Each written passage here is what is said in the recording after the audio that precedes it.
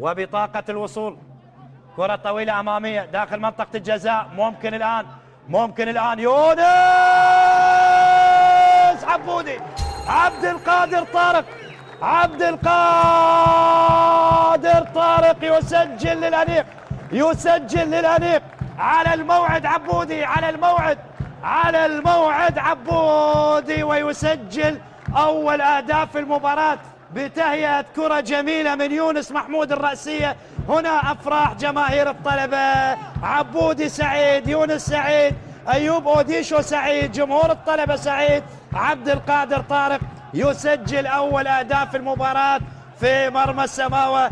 الطلبة 1، السماوة لا شيء. هنا بدأت قصة هدف الطلبة. إيهاب، كرة عالية، يونس يحضر الكرة وعلى الطائر يسكنها عبودي في مرمى نادي السماوة. 1-0. الطلبة يتقدم على السماوة. هذه النتيجة تؤهل الطلبة إلى الأدوار النهائية. خلاص هذه النتيجة، لكن ليس بعد. الطلبة الآن يسجل عن طريق عبودي ليضيف هدفه التاسع له مع الطلبة خلال هذا الموسم، ويكون هو ثاني الهدافين بعد المباراة على السماوة. مهدي يتقدم، مهدي كريم، ثاني هدف ثاني. خلاص الطلبة إلى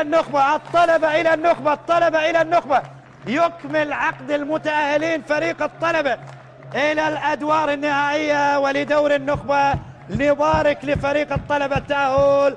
هذه النتيجة، الفوز على السماوة حتى الآن. و5 دقائق حكم المباراة يضيف للشوط الثاني وللمباراة بهدف من ركلة جزاء لمهدي كريم.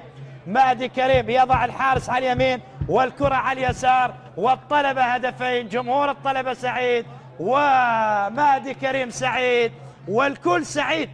شاهد حتى الابتسامة على وجه حارس مرمى فريق السماوة. هو يعلم حارس مرمى فريق السماوة بأن فريقه قدم مباراة كبيرة ووقف ند